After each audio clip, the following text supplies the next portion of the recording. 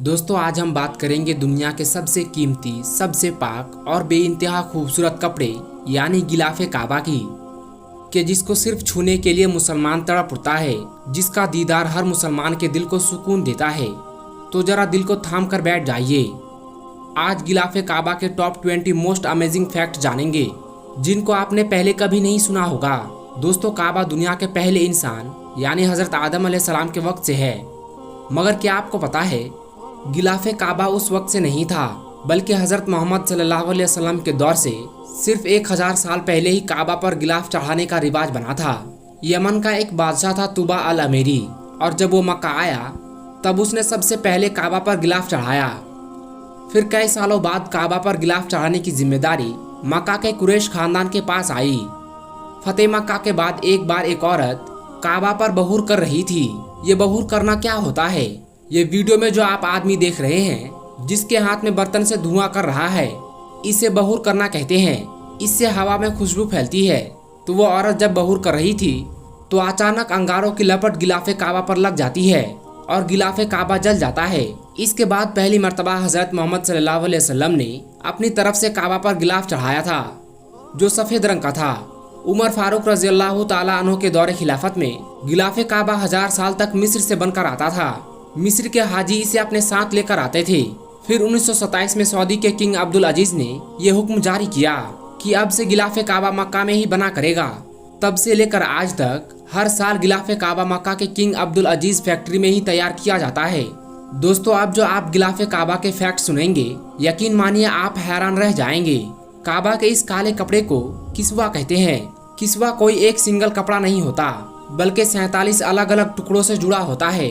किस्वा का कपड़ा 670 kilo pure रेशम से बना होता है और ये रेशम इटली से मंगवाया जाता है।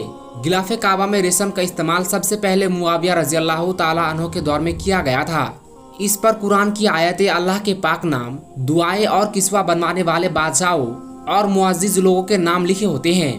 किस्वा को तैयार करने के लिए 8 महीने तक 240 लोग लगातार काम करते हैं। इसे तैयार करने में दुनिया की सबसे बड़ी सिलाई मशीन का इस्तेमाल किया जाता है।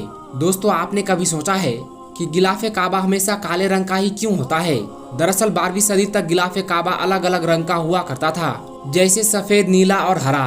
मगर फिर अल मामून और अल नसीर के दौर में पहली बार काले रंग का गिलाफे काबा चढ़ाया गया था। उसके बाद से आज तक गिलाफे काबा काले रंग का ही तैयार किया जाता है। 1344 में पहली बार मिस्र के बादशाह अबुल हसन ने गिलाफे काबा पर कुरान की आयतें प्रिंट करवाई थी।